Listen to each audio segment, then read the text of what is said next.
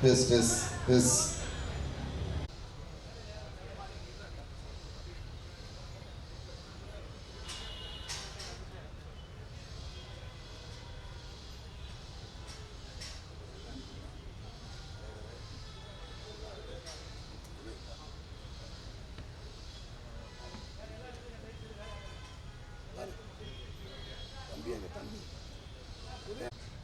நண்பர்களுக்கு என்னுடைய வணக்கத்தை தெரிவிச்சுக்கிறேன்.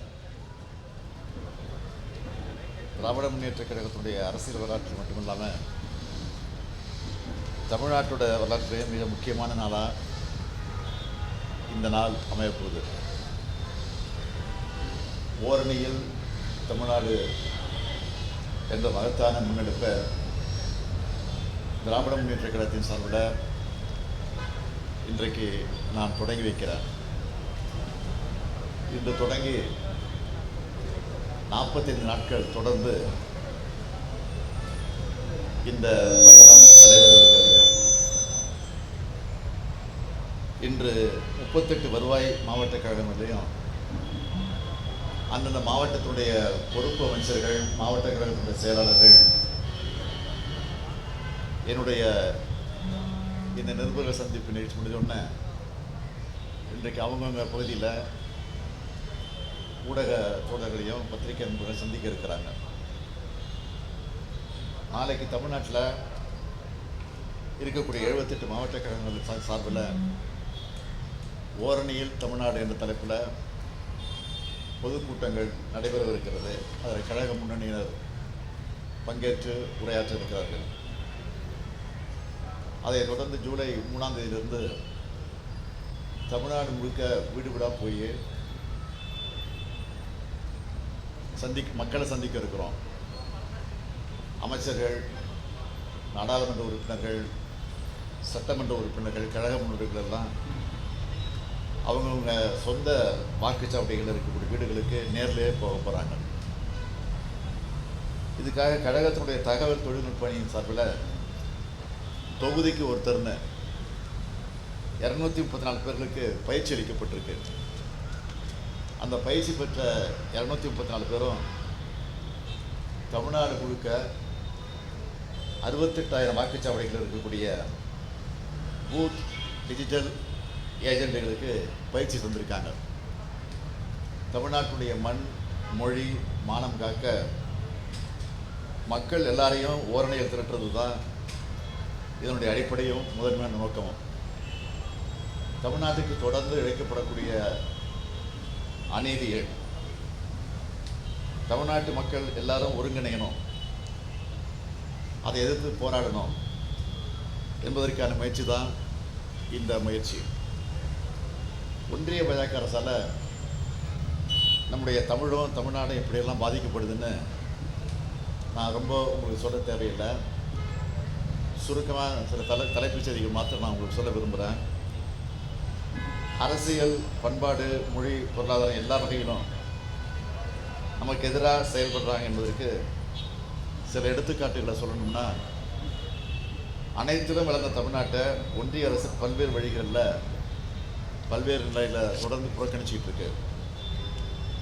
தமிழ்நாட்டிலிருந்து வசூலிக்கப்படக்கூடிய வரியை தமிழ்நாட்டுடைய வளர்ச்சிக்கு தர்றதில்லை. தமிழ்நாட்டுடைய நிதி உரிமைகள் ஜிஎஸ்டி கொள்கை மூலமாக அது புறக்கணிக்கப்படுது. எதிர்க்கட்சிகள் ஆளக்கூடிய மாநிலங்களுக்கு உரிய நிதி ஒதுக்கிறது இல்லை. தமிழ்நாட்டுக்கான சிறப்பு திட்டங்களும் கிடையாது. பள்ளி கல்விக்கான நிதியும் மறுக்கப்படுது. ஒன்றிய அரசின் திட்டங்களுக்கும் தமிழ்நாடு அரசு தான் நிதியை தந்து அதை இன்றைக்கி நாங்கள் தொடர்ந்து நிறைவேற்றிக்கிட்டு இருக்கோம். நீட் தேர்வு மூலமாக அடித்தட்டு மாணவருடைய மருத்துவ கல்வி கனவு சிதைக்கப்பட்டிருக்கு. தேசிய கல்விக் கொள்கை இந்தி திணிப்பு கொள்கையாக மட்டுமே இருக்குது. தமிழுக்கு வெறும் 113 கோடியும், சமஸ்கிருதத்துக்கு 2532 கோடியும் ஒதுக்கியிருக்காங்க. தமிழருடைய வரலாற்று பெருமைக்கு சொல்லக்கூடிய கீழடி அறிக்கையை வெளியிடாமல் திட்டமிட்டு மறைப்பதற்கான முயற்சியில் ஈடுபட்டிருக்கிறாங்க. இதையெல்லாம் நாங்கள் தொடர்ந்து பேசிகிட்டு இருக்கிற காரணத்தினால எவ்வளோ தெரியல, தமிழ்நாட்டோட தொகுதி மறுவரை என்ற பேரில் தமிழ்நாட்டோட நாடாளுமன்ற தொகுதிகள் உட்பட எண்ணிக்கையை குறைக்க திட்டம் தீட்டியிருக்காங்க. இப்படி சொல்லிகிட்டே போகலாம். ஒரு சிலவற்றை மட்டும் தான் உங்களுக்கு சொல்லியிருக்கிறேன். இதெல்லாம் வெறும் அரசியல் விமர்சனங்களை மட்டுமல்ல, தமிழ்நாட்டினுடைய உரிமை சார்ந்தவை. இதெல்லாம் அரசியல் கட்சிகளால் மட்டுமல்ல, ஒட்டுமொத்த தமிழ்நாட்டு மக்களாலும் எதிர்க்கப்படணும். இது அதுக்காக தான் தமிழ்நாட்டில் இருக்கக்கூடிய எல்லா வீட்டுக்கும் போய், அது ஆளுங்கட்சி எதிர்கட்சின்னு பார்க்காம எல்லா வீட்டுக்கும் போய் மக்கள் எல்லாரையும் சந்திக்க போகிறோம்.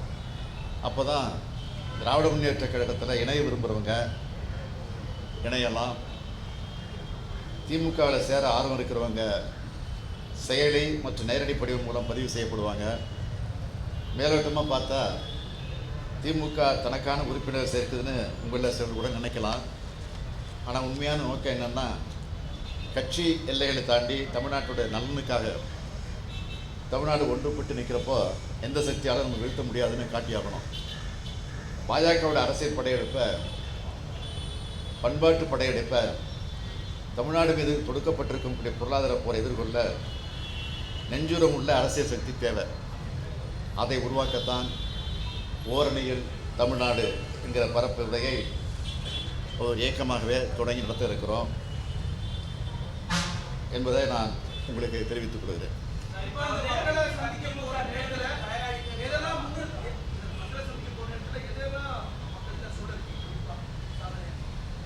என்ன சொல்லுங்க, ஒன்றிய அரசு இந்த தமிழ்நாடு இப்படியெல்லாம் வஞ்சிக்கப்படுது, இப்படியெல்லாம் கொடுமைக்கு ஆளாகப்படுதுலாம் சொல்ல இருக்கிறோம். அதே நேரத்தில் திராவிட முன்னேற்ற கழகத்துடைய ஆட்சி வந்ததுக்கு பிறகு செஞ்சிருக்கக்கூடிய சாதனைகள், திட்டங்கள் ஏற்கனவே மக்களுக்கு தெரிஞ்சிருக்கு. இருந்தாலும் நினைவுபடுத்தி துண்டு பிரசுரம் மூலமாக கொடுத்து அந்த பிரச்சாரமும் நடக்க இருக்குது.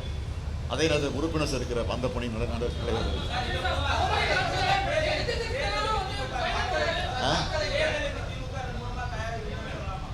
நிச்சயமா இப்போ இல்லை தயாராக ரொம்ப நாளாச்சு.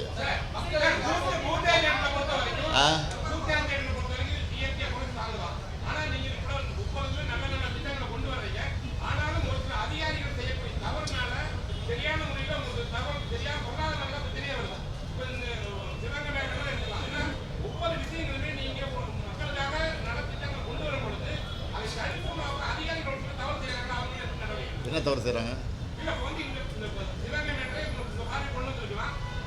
என்னது வந்தோடனே ஆக்ஷன் எடுத்துட்டுமே வந்து எங்களுக்கு எப்போ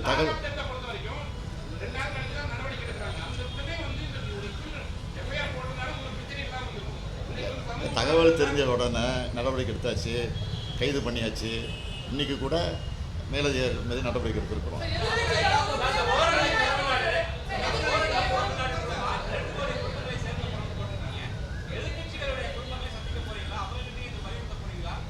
சொல்ல போகிறோம், நிச்சயமாக சொல்ல போகிறோம். விருப்பம் உள்ளவங்க சேர்க்க போகிறோம், கட்டாயப்படுத்தி சேர்க்க போகிறது கிடையாது. சேர்ந்து சொல்ல போகிறதா சேர மாட்டாங்க மாதிரிலாம். அதனால் அவங்க விருப்பம் தான் சேர்ப்போம்.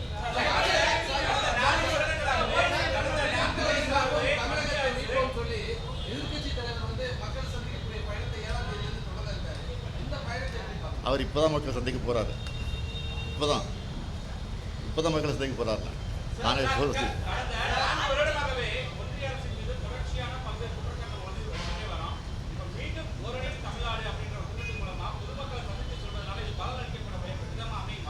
மக்களுக்கு தெளிவாக தெரியும். இருந்தாலும் அதை நினைவூட்டுறோம், வலியுறுத்துகிறோம், வற்புறுத்துறோம். அவ்வளோதான். தேர்தல் பரப்புரையும் உண்டு, உறுப்பினர் சேர்ப்பு உண்டு, ஒன்றிய அரசு வஞ்சித்து கொண்டிருக்கக்கூடிய அந்த கொடுமைகளும் உண்டு. இன்றைக்கு திராவிட முன்னேற்ற கழகத்துடைய சாதனைகளையும் சொல்ல இருக்கோம்.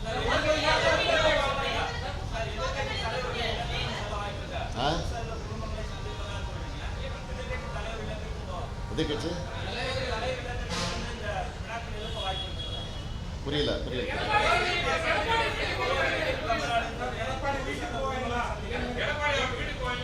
அது அங்கே இருக்கிற சூழ்நிலையை பொறுத்து இருக்குது. அவங்க பொறுப்பாக பிடிச்சிருக்கோம். அவங்கள்ட்ட அவங்க சூழ்நிலை தகுந்த மாதிரி போவாங்க. நான் அந்த பகுதியில் தான் நிச்சயம் போவேன்.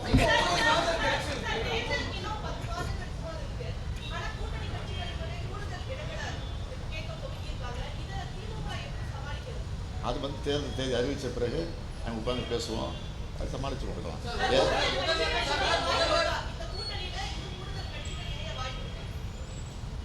இப்போ இருக்கிற சூழ்நிலையை பொறுத்த வரைக்கும் வருவதற்கு வாய்ப்பு இருக்குது. ஆனால் வாய்ப்பு வரக்கூடிய நேரத்தில் அதை எப்படி சேர்ப்போங்கிற சூழ்நிலை எங்களுக்கு இருக்குது. அதனால் கலந்து தான் செய்வோம்.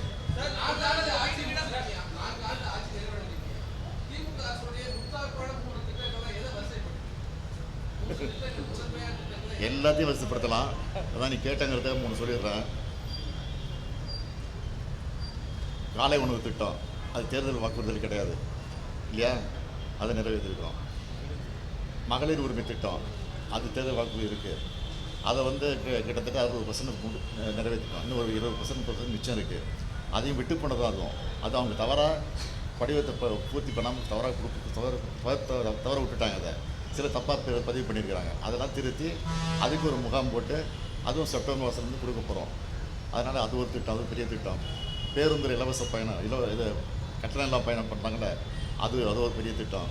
அப்புறம் மாணவர்களுக்கு மாணவிகளுக்கு கல்விக்காக 1000 ரூபாய், ஆரம்ப பள்ளியை முடிச்சுட்டு கல்லூரிக்கு போகும்போது 1000 ரூபாய், அந்த அற்புதமான திட்டம். இப்படி பல திட்டங்கள் இருக்குது. எதை சொல்கிறது எதை பண்ணுறதுன்னு தெரியல. போவேன், வாய்ப்பு கிடைக்குமா போவேன்.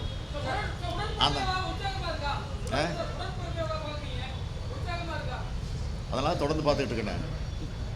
அதுக்கு ஒரு சட்டமன்ற தொகுதிக்கு 1.5 மணி நேரம் ஒதுக்குறேன். நீங்களே பார்த்துருப்பீங்க. இங்கே நான் வந்து 3 தொகுதி எடுத்துக்கிறேன் ஒரு நாளைக்கு, காலை மாலை. ஏன்னா கோட்டையில் போய் வேலை செய்ய வேண்டியிருக்கு, அரசு வேலையும் பார்க்க வேண்டியிருக்கு, நிகழ்ச்சிகளுக்கும் போக வேண்டியிருக்கு. அதுக்கு தகுந்த மாதிரி நான் பார்த்துக்கிட்டு இருக்கிறேன். 234க்கு நிச்சயமாக இதே அறிவாலயத்தில் எல்லாரும் அனுப்பிச்சு செஞ்சுப்போம்.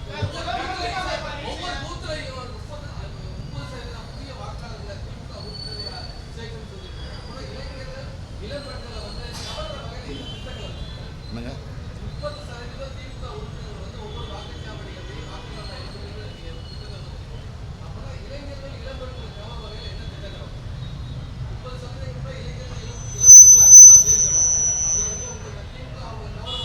நான் முதல்ல ஒரு திட்டத்தை கொண்டு வந்திருக்கிறோம்.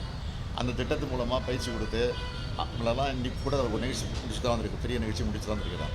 கிட்டத்தட்ட 20 லட்சம் பேரா 40 லட்சம் பேருக்கு பயிற்சி கொடுத்துருக்குறோம். 3 லட்சம் பேருக்கு அதில் வேலைவாய்ப்பு கிடச்சிருக்கு. எல்லாரும் 20,000 ரூபா, 1 லட்ச ரூபா, 2 லட்ச ரூபா, 3 லட்ச ரூபா சம்பளத்தில் கூட வேலைவாய்ப்பு சேர்ந்துருக்குறாங்க. இதுங்க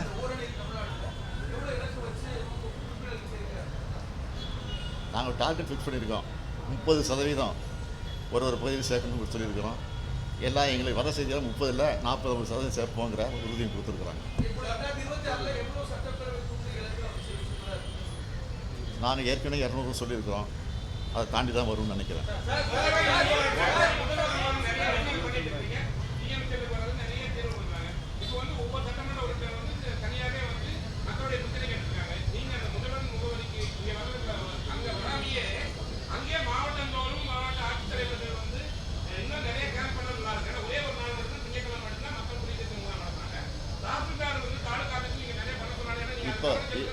இப்போ அரசின் சார்பில் ஏற்கனவே ஒவ்வொரு நகராட்சிக்கும் போய் மாநகராட்சிக்கும் போய் எல்லா அஃபீஷியல்ஸும் போய் அவங்க ஒரு வாரம் தங்கி அங்கே மக்கள் குறையை கேட்டு ஆன் தி ஸ்பாட்டில் முடிச்சுட்டு இருக்கிறாங்க.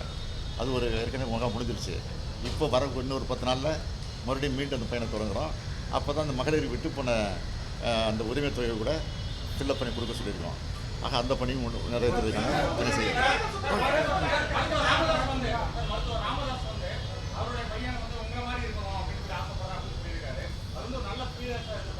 இல்லை, அது அவருடைய ஆசை. அவருடைய கருத்தை நான் எப்படி மறுக்க முடியும்? அவருடைய கருத்தை மறுக்க முடியாது, ஏற்றுக்க முடியாது.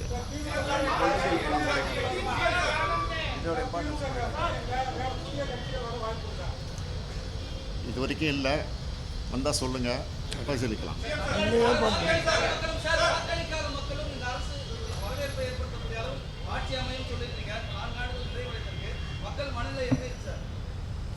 இந்த உரிமை தொகை இருக்க டிஎம்கே மட்டும் வாங்கலை, டிஎம்கே மட்டும் வாங்கலை, எல்லா கட்சியிலும் இருக்கிற மகளிர் வாங்கிட்டு இருக்கிறாங்க. அதான் அப்படியே நான் சொன்னேன், பதவி எடுத்துக்கிட்டு போன நாளே சொன்னேன். இந்த ஆட்சி வந்து வாக்களித்தவர்கள் பெருமைப்படணும். வாக்களிக்க தவறுகள் இப்படிப்பட்ட கட்சிக்கு நம்ம வாக்களிக்காமல் போயிட்டோமே அப்படின்னு வருத்தப்படணும். அந்த மாதிரி சூழ்நிலை ஆட்சி நடத்தும்னு சொன்னேன். அதை நடத்திக்கிட்டு இருக்கேன்.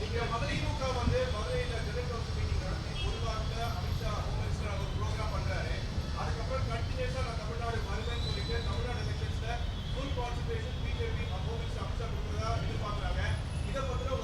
அமித்ஷா அடிக்கடி வரணும். நான் ஏற்கனவே சொல்லியிருக்கிறேன், பிரதமர் அடிக்கடி வரணும். வந்து பொய்யை பேசிட்டு போகிறாங்க. அது பொய்ன்னு மக்களுக்கு தெரியுது. அது எங்களுக்கு தேர்தல் நேரத்தில் அது லாபமாக அடையும். அதே மாதிரி தான் ஏற்கனவே சொல்லி இந்த கவர்னர் மாற்றக்கூடாதுன்னு சொல்லிட்டு இருக்கிறேன். ஏன்னா கவர்னர் எனக்கு நல்லது செஞ்சாலும் மக்கள்கிட்ட ஈடுபடாது. இனிமேல் அந்த அளவுக்கு கெடுதல் செஞ்சுட்டு இருக்காரு. அதனால் அவங்களாம் வரணும் அடிக்கடி. அதுதான் என்னுடைய ஆசை.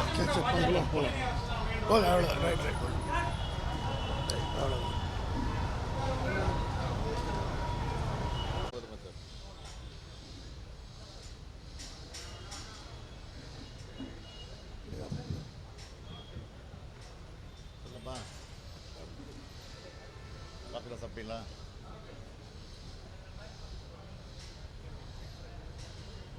பத்திரிகை மற்றும் ஊடகத்துறை சார்ந்த